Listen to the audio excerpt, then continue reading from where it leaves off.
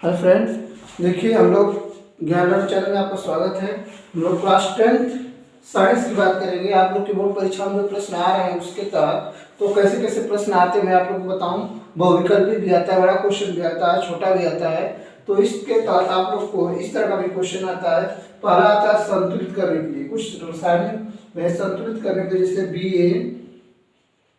BaCl2 plus H2SO4 equal to BaSO4 plus HCl। ठीक है, अगर इस तरह का है तो आप देखें कि क्या बैलेंस इसमें है कि नहीं है। ठीक है, तो बैलेंस करने के लिए इसमें आप लोग को समझना होगा कि इधर के होगी, जैसे Ba इधर एक है तो इधर भी एक होगा। पढ़े तो जानते ही हैं, यार Cl 2 है, इधर एक है। ठीक है, इधर H2 2 है तो इधर भी एक है, इधर SO4 एक है तो इधर एक है। बस करना क्या है आपको, यहाँ तक Cl2 2 है तो इसमें 2 को गुणा कर दीजिए। ठीक है, इसमें 2 को गुणा करेंगे तो बैलेंस हो जाएगा।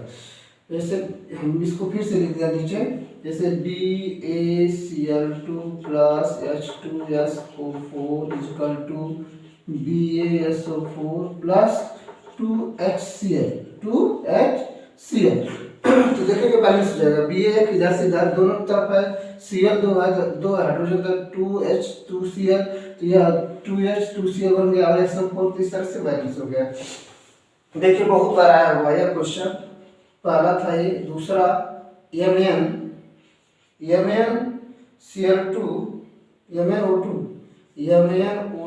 Plus HCl equal to MnCl2 plus H2O plus Cl2।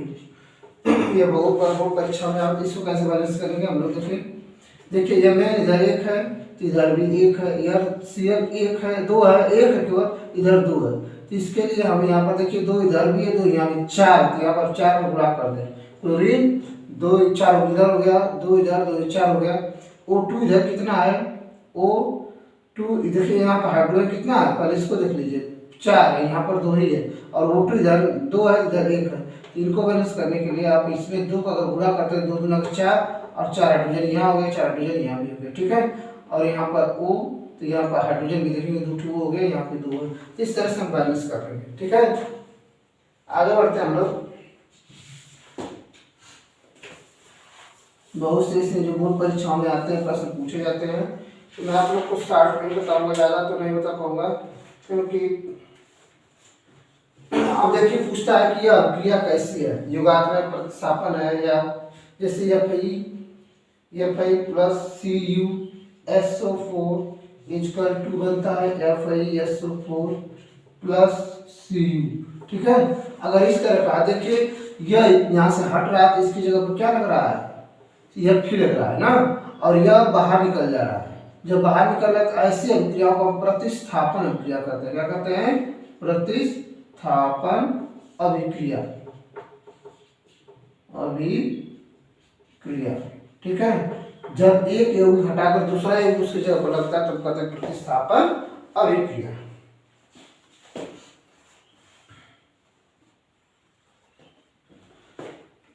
देखिए इस तरह के यौगिक क्या कहते हैं, CaCaCO3, इसको जब हीट करेंगे गर्म करने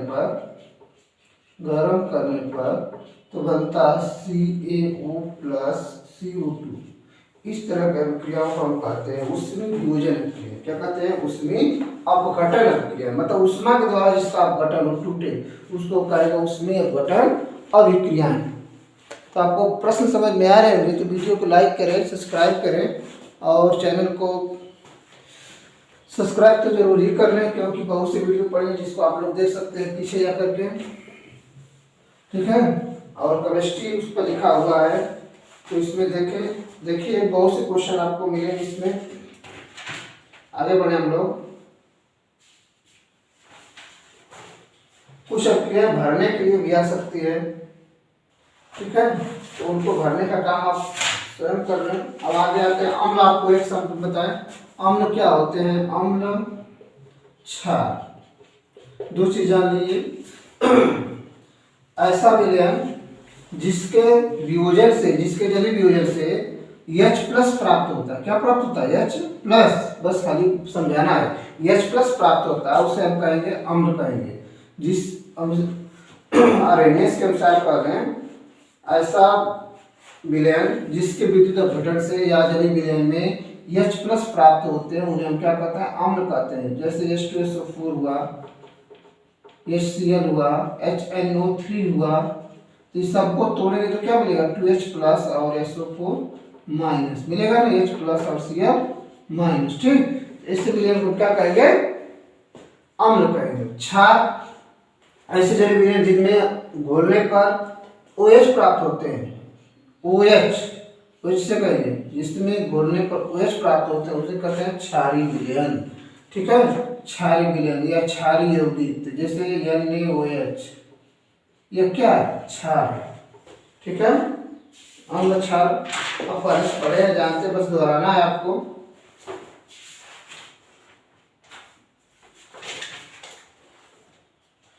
ये भी देख ले KOH, इसका नाम है पोटेशियम हाइड्रोक्साइड, इसका नाम है सोडियम हाइड्रोक्साइड, इसका नाम है बेरियम हाइड्रोक्साइड, BOH ट्वाइस।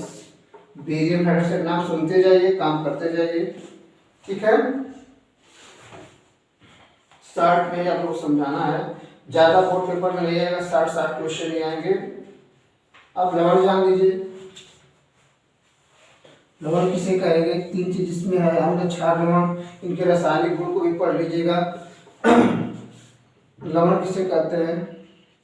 अम्ल, अम्ल प्लस क्षार, अम्ल प्लस क्षार के अभ्यास क्या बनता है? लवण। लवण और जल, लवण और जल। ठीक है, यह प्राप्त होते हैं। अम्ल और क्षार के अभ्यास से लवण और जल बनते हैं। बुक हमारे पास है, हम उसको देख करके आप लोग को समझा रहे हैं क्या क्या पेपर में आपके आएगा। तो कोई भी अभिक्रिया इसका देख ले, जैसे NH4OH प्लस HNO3, यह देखिए अम्ल है और यह क्षार है ना? नहीं, यह क्षार जिसमें OH लगा और क्षार है जिसमें H लगा उसका क्या है? यह अम्ल है। तो यह अभिक्रिया जब कराएंगे तो इस तरह से आपस में जुड़ जाएंगे और यह बचा हुआ आपस में जुड़ जाएगा, तो बनेगा क्या? NH4NO3। समझिए फिर से, यह OH और H इसमें का जुड़ जाएगा तो बना देगा क्या? जल, और जो बचा हुआ आपस में जुड़ जाएगा। तो इस तरह से क्रिया करके हो जाएगा। ठीक है, यह बन जाएगा अमोनियम नाइट्रेट, अमोनियम नाइट्रेट बनेगा। यह अमोनियम हाइड्रोक्साइड है, इसको हम कहेंगे क्या कहेंगे? HNO3 नाइट्रिक अम्ल कहेंगे। और यह क्रिया करके बनाता है लवण, इसको हम लवण कहेंगे। और यह जल, जानते ही हैं। तो अम्ल और क्षार क्रिया करके और लवण और जल बनाएंगे। जैसे देख लीजिए कब क्रिया H2SO4, यह अम्ल है और यह 2KOH, यह क्षार है। तब क्रिया करके क्या बनाएगा? यह बनाएगा K2SO4 प्लस H2O, इस तरह से बनाएगा।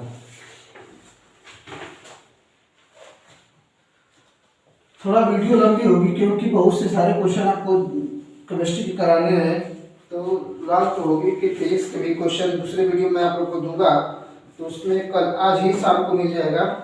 अब देखिए पीएच मान क्या है? पीएच मान आपके बोर्ड परीक्षाओं में आता है। पीएच मान की परिभाषा जान रहे हैं। हाइड्रोजन आयनों के मोल प्रति लीटर के सांद्रण के ऋणात्मक लघुगणक को पीएच कहते हैं। फिर सुन लीजिए, हाइड्रोजन आयनों के मोल प्रति लीटर में सांद्रण के ऋणात्मक लघुगणक को पीएच कहते हैं। तो इसका सूत्र है पीएच बराबर माइनस लाख का, इसी को कहते हैं मोल प्रति लीटर, जो इसको सांद्रण बोलता है। और इसको इस तरह लिखते हैं, या इसको हम इस तरह भी लिख सकते हैं, लाख 1/KH प्लस। ठीक है, इस तरह हो सकता है। ठीक है, बात समझ गए आप? तो इस तरह से बोर्ड परीक्षाओं में अगर पीएच आता तो परिभाषा लिखेंगे, आप अपने बुक से तैयार कर लें, रट लें, जैसे भी तैयार हो सकता है तैयार करें और जान लें। अगर पीएच pH का मान 7 से कम है, ध्यान समझिए, अगर pH का मान 7 है तो क्या होगा, उदासीन होगा, उदासीन होगा। ठीक, अगर किसी में 10 - 7 घात लिखा है तो pH का मान उदासीन हो जाएगा। और 7 से अगर कम है, ध्यान सुनिए, 0 से 7 के बीच में है, 10 - 0 से 7 के बीच में है, तो यह क्या कहलाएगा, अम्ल कहलाएगा। क्या कहलाएगा, अम्ल। और यह प्रश्न आपकी बोर्ड परीक्षा में आ सकता है। और 7 से अधिक 14 में हो जाएगा, अगर 7 से अधिक होता है तो क्षार होता है। इसको आप लोग याद रखें।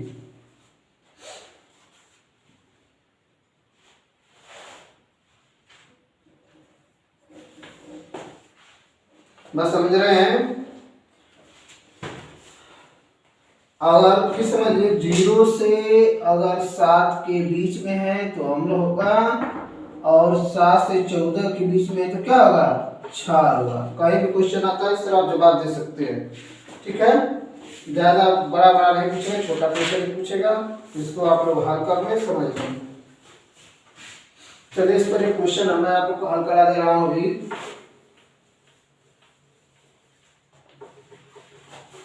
देखिए, यह सवाल है, इसमें एक विलेन में हाइड्रोक्साइड आयन सांद्रण 1 × 10 पर -1 × 10 मोल है प्रति लीटर, मोल प्रति लीटर। इस विलेन का पीएच मान क्या होगा, इस विलेन का पीएच मान तो दिया, हाइड्रोक्साइड तो पीओएच दिया हुआ है, तो हमको ध्यान दें, इसमें होता है पीओएच का मान कितना है, तो हम लोग जानते हैं कि H प्लस गुणे OH माइनस इजकल टू 1 × 10 - 14 घात, इतना होता है। ठीक, तो हमको इसका मान दे दिया, H प्लस का मान दे दिया है 1 × 10 - 14 घात बटा के OH माइनस, इस तरह लिख लेंगे। फिर 1 × 10 - 14 घात, समझ रहे हैं, और यह वाला मान जो इसका है रख दीजिए 1 × 10 - 10। ठीक, तो यह कट जाएगा तो हो जाएगा 10 - 14, ये ऊपर जाएगा तो क्या हो जाएगा प्लस, तो बचेगा 10 - 4 घात, 10 - 4 घात। कैसा विलेन होगा, अगर ये पीएच इजकल टू 10 - 4 घात ना, तो H प्लस हो जाएगा कितना, -4। तो क्या होगा, मतलब माइनस हटा देंगे, दोनों माइनस हट जाएगा, इसमें यह हो जाएगा कितना, 10 - 10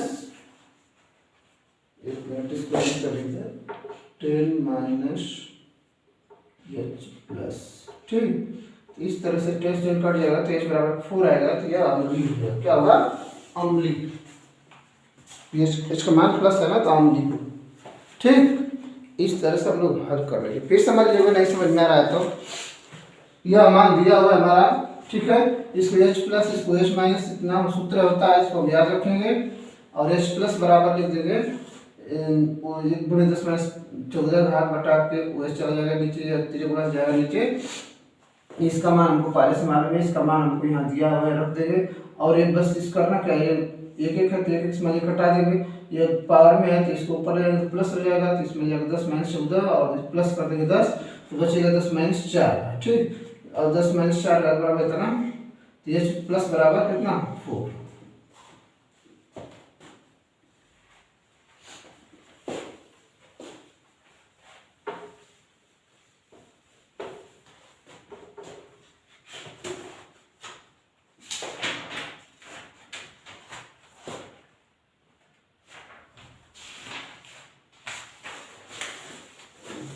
कभी कभी संकर लवण भी आपसे पूछता है, संकर लवण, ठीक है। तो वे लवण जिनमें आयन अथवा उदासीन अणु किसी धात्विक धनायन के साथ उपसंयोजक बंध बनाते हैं तो संकर लवण कहलाते हैं। फिर समझ, जिसको लिखना लिख सकता है, बोल दे रहे हैं, वे लवण जिनमें आयन, सुन लीजिए, आयन अथवा उदासीन अणु किसी धात्विक धनायन के साथ, धात्विक धनायन के साथ मतलब हो गया जैसे H प्लस है, ठीक है, Cu प्लस है या Fe प्लस है, इसके साथ उपसंयोजक बंध बनाते हैं, संकर लवण कहलाते हैं। परिभाषा आप लोग के सामने है। अब इसका उदाहरण देख सकते हैं, जैसे K4 FeCN6, ठीक है। इस तरह इसको हम संकर लवण कहेंगे, या इस तरह CuNH3 4Cl2, यह क्या है? संकर लवण, ठीक है, संकर लवण। इसमें देखेंगे तो Fe जो है यह इसमें मिश्रित है, ठीक है। और बगल में देखिए K4 भी लगा हुआ है, यहाँ पर भी देखिए Cu है और यहाँ पे NH3 लगा हुआ है। तो ये सब क्या है? ये Cu2 प्लस के हिसाब से काम कर रहा है यहाँ पर, तो इनको हम संकर लवण कहते हैं, ठीक है। अगर इनको हम तोड़ दें, इसको अगर तोड़ दें, तोड़ने की बात करेंगे संकर लवण की, तो यह बन सकता है इस तरह से 4K प्लस और प्लस FeCN6, और यह जो 4 है हटा है तो यहाँ पर 4 माइनस हो जाएगा, ठीक, 4 माइनस। इस तरह से यह संकर लवण है, इसको हम संकर लवण कहेंगे। क्या कहेंगे? संकर। संकर देखिए बड़ा सा मत लिखिए, छोटा सा लिखिएगा, संकर लवण। संकर मतलब मिश्रित होता है।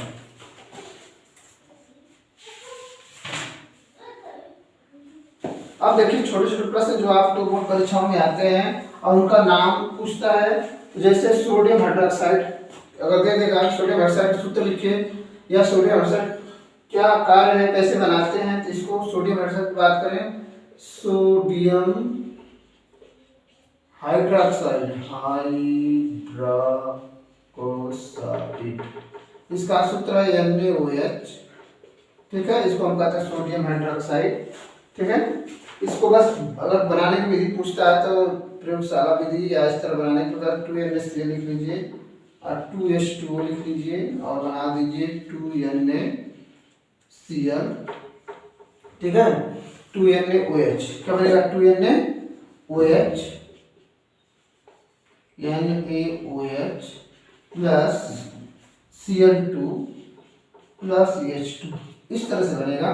फिर समझ लीजिए, इसको हम देखा समझा दें आपको। 2Na इस तरह पे लिख सकते हैं और इसको लिख सकते हैं H को इस तरह से, 4 हाइड्रोजन है ना, तो लिख सकते हैं H इंटू OH लिख सकते हैं, ठीक।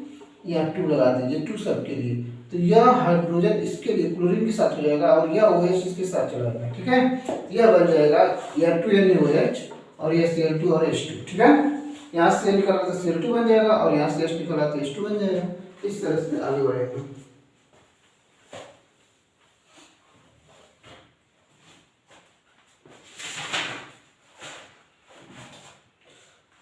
अब आगे आते हैं दूसरे नंबर पर। इनका रासायनिक गुण पूछता है, भौतिक गुण। इनको आप लोग खाने का सोडा, खाने का सोडा ये पूछा जा सकता है कि खाने के सोडा का सूत्र लिखिए। तो खाने के सोडा का सूत्र है NaHCO3। यह देकर के नाम भी पूछ सकता है, इसका नाम क्या है? खाने के सोडा का नाम सोडियम बाइकार्बोनेट, सोडियम बाइकार्बोनेट, ठीक है, सोडियम बाइकार्बोनेट। इसका सूत्र है NaSCO3। एक बात ध्यान दीजिए, आप लोग कभी गलत तरीका से मत लिखिएगा, जैसे Na इस तरह मत लिखिएगा और H इस तरह मत लिख दीजिएगा ना, और इस तरह O मत लिखिए, गलती होगा। बस जिस तरह का प्रतीक बताएगा उस तरह का उसी तरह का लिखिएगा। अगर नहीं जानते तो पीछे वीडियो में देख लीजिए, उसमें मैं आपको प्रतीक चिन्ह बताया हूँ, ठीक है। आगे बढ़ते हम लोग खाने सोडा का नाम जान गए, सोडियम बाइकार्बोनेट इसका है। और आगे बढ़ेंगे हम लोग plaster of Paris, plaster of Paris. और जानिए पहले विरंजक चूर्ण, दूसरा पहला था, दूसरा में आइए विरंजक चूर्ण, विरंजक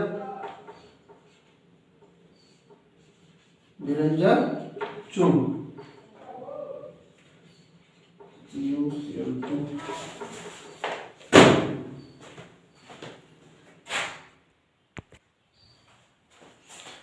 तो देखिए विरंजक चूर्ण का सूत्र आप लोग जानते हैं, क्या नाम है? तो व्यंजक चूर्ण का नाम कैल्शियम क्लोरोहाइपोक्लोराइड, कैल्शियम क्लोरोहाइपोक्लोराइड इसका नाम है। इसको हम इस तरह भी लिख सकते हैं CaOCl और इस तरह से Cl। इसको कैल्शियम, इसको हाइपोक्लोरोक्लोराइड कहते हैं, ठीक है। इसका नाम याद रखें, कैल्शियम क्लोरोहाइपोक्लोराइड, कैल्शियम क्लोरोहाइपोक्लोराइड इसका नाम है। देख लीजिए आवश्यकता है तो। इसके बनाने की विधि अगर पूछता है तो इस तरह लिख लीजिएगा, CaOH प्लस Cl2।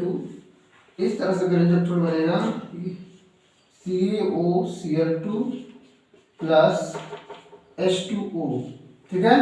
समझिए Ca यहाँ है और O एक यहाँ मिल जाएगा आपको, तो हो गया, और Cl2। इसको हम लोग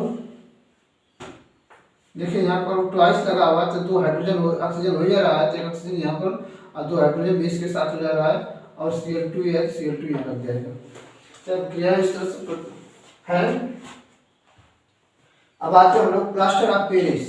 इसका नाम थोड़ा भूल जाता है, इसको याद रखें, plaster of Paris, plaster of Paris. Plaster of Paris का सूत्र होता है CaSO4 calcium sulphate plus into half H2O, या इसको हम दोगुना कर दें तो इस तरह हो जाएगा 2CaSO4 इंटू H2O। तो आप सोचते हैं कौन सही है कौन गलत है, दोनों सही है। अगर जिस तरह से आप ये भी लिख सकते हैं और ये भी लिख सकते हैं, दोनों लिखिए, कोई गलत नहीं है। देखिए इससे इसको कटाएंगे नहीं, कभी ध्यान देना, क्योंकि यह गुणा में है तो कटेगा नहीं। यह अणु बता रहा है कि यह आधा अणु है और यह एक अणु है, इस तरह यह 2 अणु और यह एक अणु है, ठीक है। तो इसका नाम है कैल्शियम सल्फेट, ठीक है। प्लास्टर ऑफ पेरिस को कहते हैं, इसको हम लिखते हैं कैल्शियम सल्फेट अर्ध हाइड्रेट। इसका नाम है कैल्शियम सल्फेट अर्ध हाइड्रेट, अर्ध मतलब आधा जल, ठीक। इस तरह से आप लोग यह लेसन समाप्त हुआ दूसरा। अब आते हैं आप लोग के अगले में। आप लोग पढ़े होंगे तो अच्छे से तैयार करें। प्लास्टर ऑफ पेरिस से जिप्सम बनाने के लिए, जिप्सम से प्लास्टर ऑफ पेरिस बनाने के लिए आता है। ये भी मैं क्वेश्चन आप लोग को हल करा दूंगी, बहुत ही इंपॉर्टेंट क्वेश्चन। देखिए पूछ सकता है कि प्लास्टर ऑफ पेरिस से जिप्सम कैसे प्राप्त करते हैं, या प्लास्टर ऑफ पेरिस में जल के साथ क्रिया से क्या बनता है, ठीक है, यह क्वेश्चन है। तो CaSO4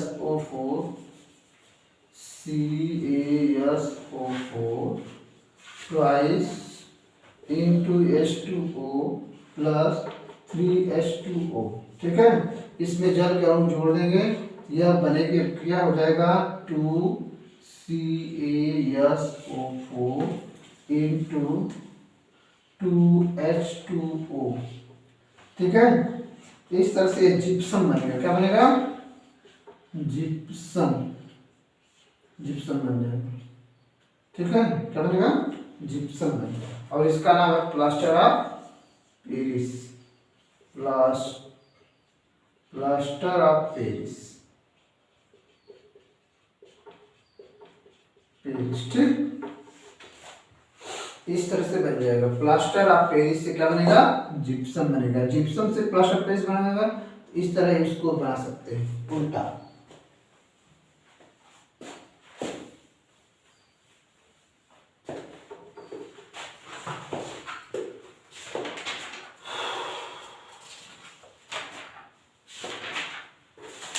ज्यादा बुक पढ़ेगा 60 क्वेश्चन पढ़ेंगे तो आपको समझ में आ जाएगा। धातु के भौतिक गुण, धातु भौतिक गुण नहीं पूछ जाएंगे। धातु का दहन, धातु किसे कहेंगे जान लीजिए। धातु के अर्थ कोर्स में नहीं हमको लग रहा है कि है। और देख लीजिए अम्लराज किसे कहेंगे, पूछा जाता है कभी कभी। अम्लराज, ठीक है, अम्लराज। सुन लीजिए ध्यान से, क्या है? सांद्र हाइड्रोक्लोरिक अम्ल, सांद्र मतलब गाढ़ा, सांद्र हाइड्रोक्लोरिक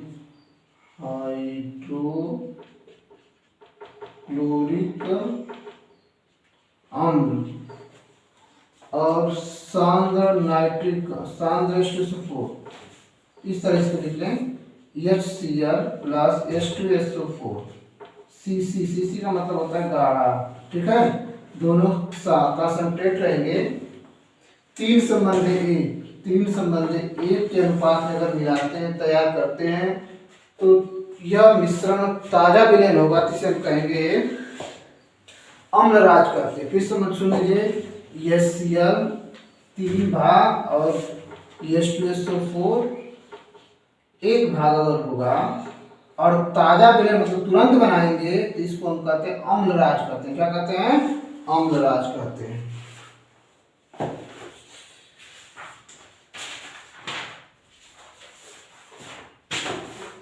इसमें से 60 क्वेश्चन ही आए, बड़े बड़े क्वेश्चन को। खनिज किसे कहते हैं? खनिज सुन लीजिए, पृथ्वी से धातु तथा उनके यौगिक जिस रूप में प्राप्त होते हैं उन्हें हम क्या कहते हैं? खनिज कहते हैं। फिर सुन लीजिए, पृथ्वी से धातु तथा उनके खनिज जिस रूप में प्राप्त होते हैं उन्हें क्या कहते हैं? खनिज कहते हैं। अयस्क किसे कहेंगे? अयस्क उस खनिज को जिसमें किसी धातु को सफलतापूर्वक कम खर्च में अलग किया जा सकता है, उस धातु को अयस्क कहते हैं। मतलब अयस्क खनिज में अधिक से अधिक मात्रा जिसमें धातु होगी और कम खर्च में उसको हम प्राप्त कर लेंगे, उसको हम क्या कहेंगे? अयस्क कहेंगे, ठीक है। जैसे बॉक्साइट का अयस्क का है, बॉक्साइट का अयस्क है Al2O3 into 2H2O, ठीक है। यह बॉक्साइट का अयस्क है। कॉपर पाइराइट का अयस्क है CuFeS2। कभी कभी पूछ देता है कॉपर मतलब बॉक्साइट का सूत्र लिखिए या कॉपर पाइराइट का सूत्र लिखिए, तो आपको अगर सूत्र याद है तो लिख सकते हैं, ठीक है। इस तरह से पढ़े, समझे।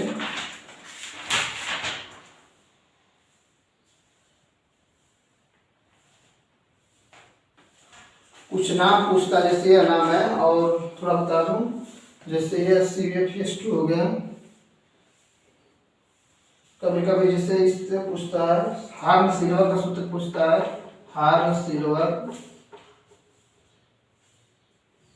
ठीक है। तो इसका हो जाएगा AgCl। इसको याद रखें, बोर्ड परीक्षा में अगर आते हैं तो इनको लिखे। हेमीटाइट का सूत्र लिख लीजिए, Fe3O2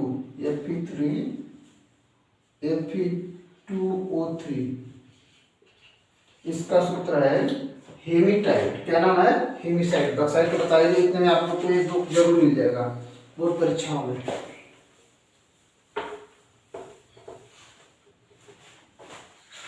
आगे बढ़ते हैं, ज्यादा पढ़ेंगे तो परेशान ही होंगे। भर्जन याद कर लीजिए आप लोग। भर्जन बोर्ड पेपर में आ सकता है, प्रगलन। यह वीडियो आप लोग पढ़ी हुई है, चाहे तो देख सकते हैं। इन दोनों को याद कर लीजिए, और एक भट्ठी याद कर लीजिए, बनाने के लिए आ सकता है, ठीक है। चाहे कोई भी भट्ठी हो सकती है, भट्ठी का चित्र बनाना सीख लें।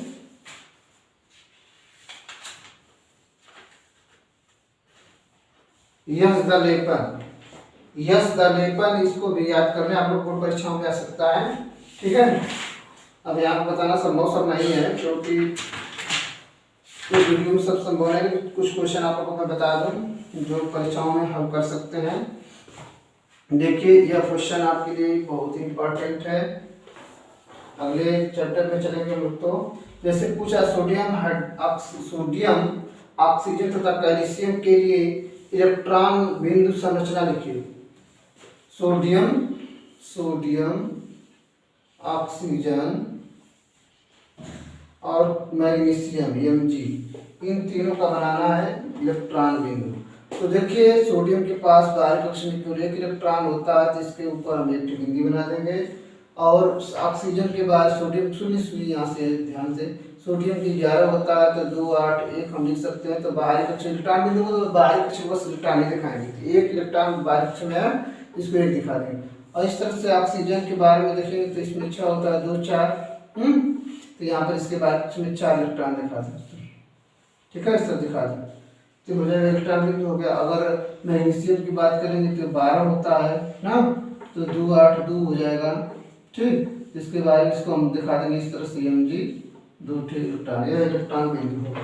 ठीक है, इस तरह से दिखा सकते हैं। आपको बोर्ड पेपर में आ सकता है इस तरह से।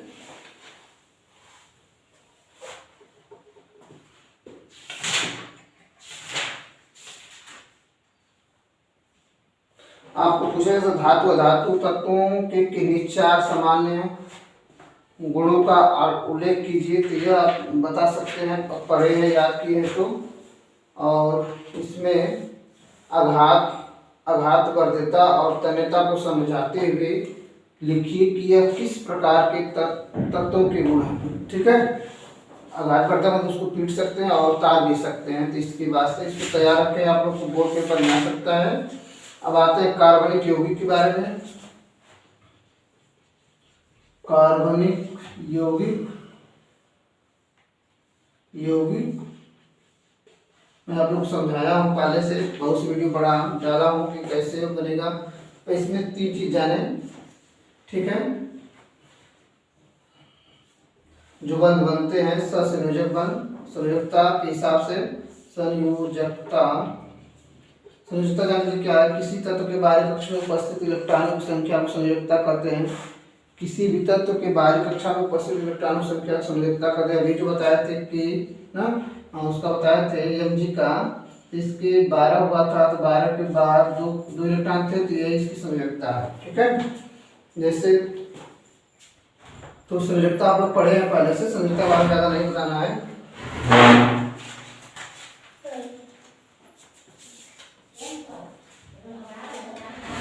तो इसमें संयोजकता के बारे में कक्षा में पढ़े होंगे, 10 मिनट पढ़े होंगे। तब आते हैं हम लोग का मेन पर्पस पर, यह आपके बोर्ड पेपर में आ सकता है। देखिए, संतृप्त हाइड्रोकार्बन पूछा जा सकता है। संतृप्त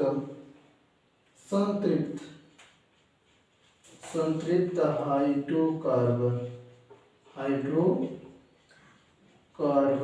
ठीक, यह बोर्ड की परीक्षा में पूछा जा सकता है। संतृप्त हाइड्रोकार्बन का मतलब यह हो गया कि जैसे किसी भी कार्बन की अगर चारों संयोजकताएं पूर्ण रूप से संतुष्ट हैं तो उसको हम कहते हैं संतृप्त हाइड्रोकार्बन। ठीक है, मतलब किसी भी कार्बन की चारों संयोजकताएं अगर पूर्ण रूप से संतुष्ट हों या संयोजी हों तो उसे हम कहेंगे संतृप्त हाइड्रोकार्बन। और जैसे कार्बन जो जिसमें डबल बॉन्ड होता है, जैसे इस तरह से, इसको हम कहेंगे असंतृप्त हाइड्रोकार्बन, जिसमें डबल बॉन्ड होगा, सिंगल बॉन्ड होगा। ठीक है, तो ऐसी अभिक्रियाओं को हम कहेंगे, ऐसे कहेंगे असंतृप्त हाइड्रोकार्बन। ठीक,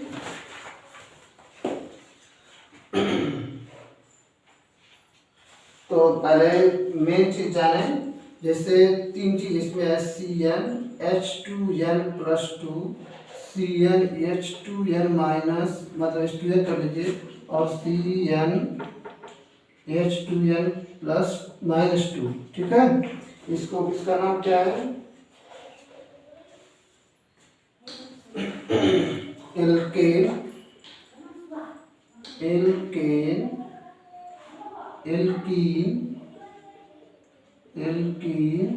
और एल्काइन। ठीक, इस तरह से नाम से जाने। इसमें एन जोड़ते हैं, इन आइन। अब सब कुछ यहाँ बताना संभव नहीं, लेकिन फिर भी कोशिश करें कुछ बता दें। ठीक है, जैसे मैं नई वीडियो पढ़ी नहीं समझ इस तरह कार्बनिक युग में, उसमें देखेंगे तो आपको समझ में आएगा। तो जैसे जान लीजिए, यहाँ पर आप समझ लीजिए, एक कार्बन को हम लिखते हैं C1 को एथ मेथ, क्या लिखते हैं मेथ।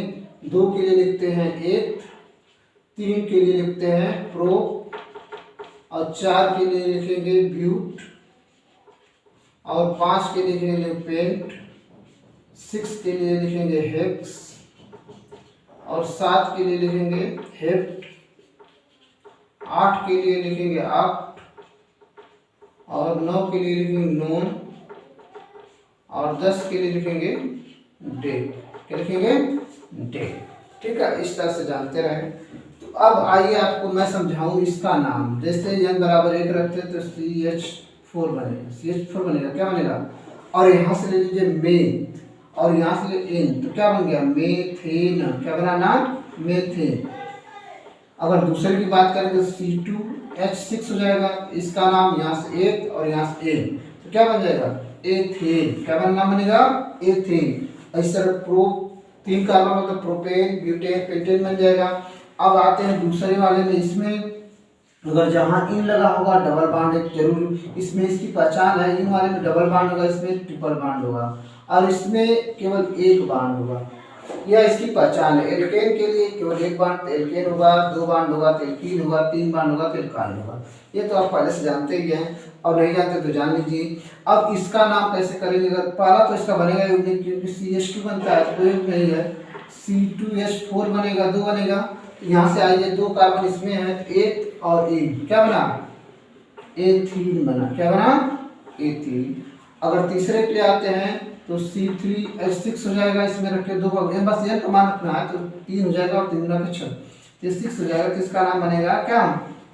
प्रोपीन। प्रोपीन बन जाएगा। इस तरह से प्रोपेन, ब्यूटेन, पेंटेन, हेक्सेन इस तरह से बनाएंगे। और यहाँ पर आते हैं अब इसके लिए, तो इसमें देखिए C इसमें 2 रखेंगे, और 2 पहले तो बनेगा नहीं, और 4 में से 2 घटेगा, 2 बटेगा, C2H2। तो इसका नाम है, देखिए 2 कार्बन एक, और यहाँ पर आइन, एथाइन। क्या बनेगा? एथाइन। क्या बनेगा? एथाइन। और प्रोपाइन, ब्यूटाइन, पेंटाइन, हेक्साइन, नोनाइन, डेकाइन इस तरह से बन सकता है। ठीक है, आगे बढ़ सकते हैं। देख लें, अगर 4 रखते हैं तो 4 8 में से 2 निकल जाएगा तो 6 बचेगा। तो इसका नाम क्या हो जाएगा? यहाँ से 4 है तो ब्यूट है, और यहाँ से आइन है तो ब्यूटाइन हो जाएगा। क्या हो जाएगा? ब्यूटाइन। इस तरह से हम याद कर लेंगे इसको। तो आपको समझ में आया होगा ये बात, और याद रखें। और नहीं समझ में आया तो और वीडियो देखें, 1 बार 2 बार वीडियो देखें तो समझ में आ जाएगा।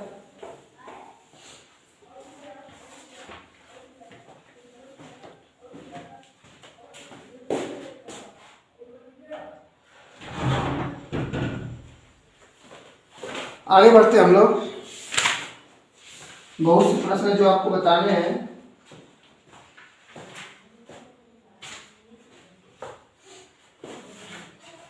देखिए, इसका नाम जान लीजिए। बहुत से नाम लिखने के लिए आता है बोर्ड पेपर में। नाम 2 नाम लिखने के लिए आपके आएंगे, इसको आप लोग जानते रहें। मैं आप लोग को समझा दूं। जैसे यह है, देखिए कुछ नाम मैं आप लोग को लिखवा दूंगा यहाँ पर, जो बोर्ड पेपर में आ सकते हैं। जैसे CH3, CH2, CH double bond CH2। एक ध्यान दीजिए, पहला की हम गिनती किधर से करें? गिनती जिधर से डबल बॉन्ड या ट्रिपल बॉन्ड नजदीक को उधर से करेंगे, और एक क्रियात्मक समूह पास के होगा उधर से करेंगे। तो इसके 1 2 3 4 कार्बन संख्या क्या होगी? 4 हो गए। इसको हम ब्यूट कहेंगे। क्या कहेंगे? ब्यूट। ठीक है, ब्यूट। और कै नंबर पर लगा है? 1 नंबर पर लगा है ना, 1 ब्यूट। अब बताइए, आइन, इन और एन तीनों में से कौन था जो डबल बॉन्ड था? तो ब्यूटी। क्या बन गया? ब्यूटी। ब्यूटी।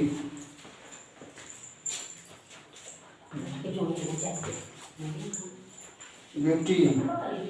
ठीक है, इस तरह से ब्यूटीन बन जाएगा।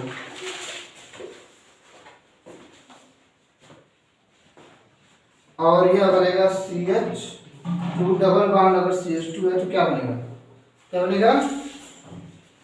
एक एक कार्बन, एक और एक यहाँ से। ठीक, तो इधर से गिनती इधर से नीचा करके इधर से करें, दोनों बात एक है। 1 2 कर लेंगे तो यह बन जाएगा क्या चीज? एक है, एक और डबल बॉन्ड है, एथीन बन जाएगा। क्या बन जाएगा? एथीन। अगर पीछे में बताया था इस बात को। अब आगे कुछ क्रियात्मक समूह है जिनको हम लोग पहले से पढ़ चुके हैं, जानते रहते हैं। जैसे CH3NH2, CH3NH2 इसका नाम क्या होगा? इसका नाम होगा मेथेनेमीन। मेथेनेमीन करके बोर्ड परीक्षा में पूछ सकता है, मेथेनेमीन। मेथेनेमीन यह जो है यह क्रियात्मक समूह है। IUPAC ने इसका नाम होगा मेथ और मीन, जोड़ेंगे तो मेथेनेमीन बनेगा। और यह देख लीजिए CH3 CH2 NH2, इसकी गिनती इधर से होगी क्योंकि क्रियात्मक समूह पास से है, तो 2 होगा। क्या होगा? एथेन। तो एथेनेमीन क्या नाम होगा? एथेनेमीन। एथेनेमीन इस तरह से नाम इसका बनेगा। नाम सही लिखेंगे। CH3 CH2 CH3 Cl, इसका नाम क्या होगा? क नंबर पर पहले क्लोरीन लगा हुआ तो 1 2 3, ठीक है। तो इसका नाम हो जाएगा 1 क्लोरो। 3 कार्बन है, 3 कार्बन है तो प्रोपीन होगा। तो ये बनेगा 1 क्लोरो प्रोपीन। 1 क्लोरो मतलब पहले नंबर पर कार्बन, क्लोरो लगाया तो क्लोरो, और फिर 3 कार्बन तो उसके लिए प्रोपीन लगेगा। तो और सब में बताया है कि सिंगल बॉन्ड है, एक बॉन्ड है तो इन लगेगा, तो क्या आ जाएगा? प्रोपीन आ जाएगा। थोड़ा आवाज आती है अगर घर पर है तो भाई, तो उस बात को ध्यान में दें, आप लोग अपने काम पर ध्यान दें। आगे बढ़ते हैं। CH3 CH2O CO CH2 CH3, ठीक है।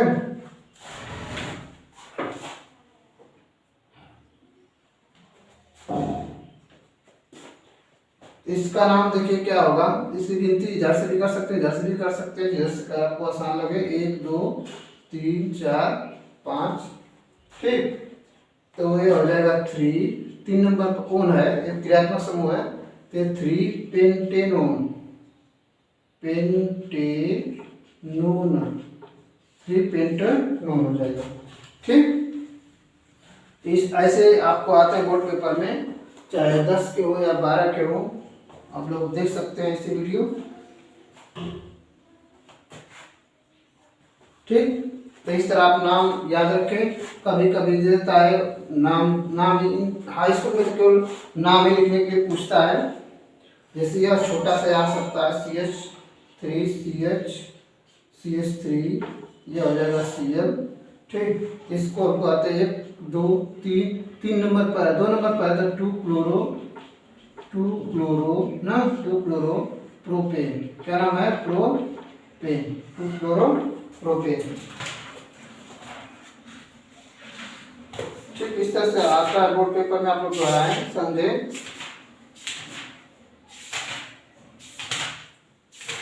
परीक्षाएं महत्वपूर्ण। अब अगले अभ्यास में, अगले वीडियो में, आज शाम को ही दूसरी वीडियो बनाऊंगा तो उसमें मैं आप लोग को बताऊंगा कि आवर्त सारणी के बारे में और कुछ फिजिक्स के क्वेश्चन।